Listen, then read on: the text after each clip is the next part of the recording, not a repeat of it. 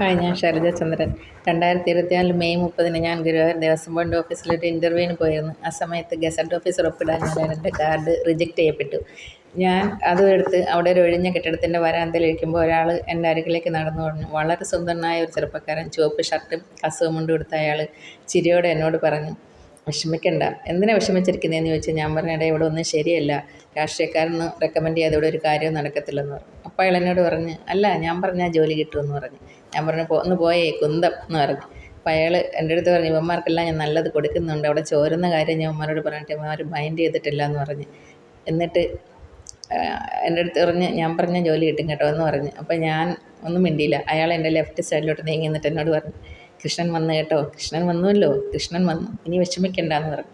അപ്പോൾ ഞാൻ പേടിയോടെ ഓർത്ത് നാട്ടുകാരോടെല്ലാം ഞാൻ പറയുമായിരുന്നു, എനിക്ക് കൃഷ്ണൻ ഹെൽപ്പ് ചെയ്യാൻ വരും, കൃഷ്ണൻ എന്നെ സഹായിക്കുന്നത്, എനിക്ക് രാഷ്ട്രീയ റെക്കമെൻഡേഷൻ വേണ്ടാന്ന് പറയുമായിരുന്നു.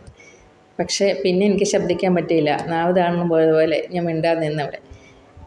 പിന്നെ സംഭവിച്ചതെല്ലാം നാടകീയമായ കാര്യങ്ങളാണ്. അതെല്ലാം പറഞ്ഞ് ഞാൻ വീഡിയോ ചെയ്തിട്ടുണ്ട്.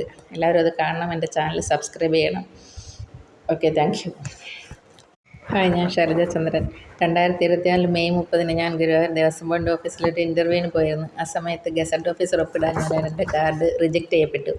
ഞാൻ അതും എടുത്ത് അവിടെ ഒരു ഒഴിഞ്ഞ കെട്ടിടത്തിൻ്റെ വരാന്തയിലിരിക്കുമ്പോൾ ഒരാൾ എൻ്റെ അരികിലേക്ക് നടന്നു വന്നു. വളരെ സുന്ദരനായ ഒരു ചെറുപ്പക്കാരൻ, ചുവപ്പ് ഷർട്ടും കസവ് മുണ്ടും എടുത്ത അയാൾ ചിരിയോടെ എന്നോട് പറഞ്ഞു, വിഷമിക്കണ്ട. എന്തിനാ വിഷമിച്ചിരിക്കുന്നതെന്ന് ചോദിച്ചാൽ ഞാൻ പറഞ്ഞ, ഇവിടെ ഒന്നും ശരിയല്ല, രാഷ്ട്രീയക്കാരൊന്നും റെക്കമെൻഡ് ചെയ്യാതെ ഇവിടെ ഒരു കാര്യവും നടക്കത്തില്ലെന്ന് പറഞ്ഞു. അപ്പോൾ അയാൾ എന്നോട് പറഞ്ഞ്, അല്ല, ഞാൻ പറഞ്ഞാൽ ജോലി കിട്ടുമെന്ന് പറഞ്ഞു.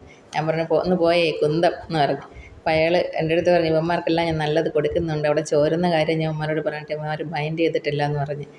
എന്നിട്ട് എൻ്റെ അടുത്ത് പറഞ്ഞ്, ഞാൻ പറഞ്ഞാൽ ജോലി കിട്ടും കേട്ടോ എന്ന് പറഞ്ഞു. അപ്പോൾ ഞാൻ ഒന്നും മിണ്ടിയില്ല. അയാൾ എൻ്റെ ലെഫ്റ്റ് സൈഡിലോട്ട് നീങ്ങി എന്നിട്ട് എന്നോട് പറഞ്ഞു, കൃഷ്ണൻ വന്നു കേട്ടോ, കൃഷ്ണൻ വന്നുവല്ലോ, കൃഷ്ണൻ വന്നു, ഇനി വിഷമിക്കണ്ട എന്ന് പറഞ്ഞു.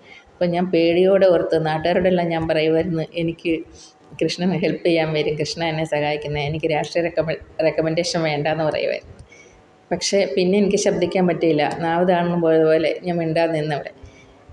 പിന്നെ സംഭവിച്ചതെല്ലാം നാടകീയമായ കാര്യങ്ങളാണ്. അതെല്ലാം പറഞ്ഞ് ഞാൻ വീഡിയോ ചെയ്തിട്ടുണ്ട്. എല്ലാവരും അത് കാണണം. എൻ്റെ ചാനൽ സബ്സ്ക്രൈബ് ചെയ്യണം. Okay, thank you.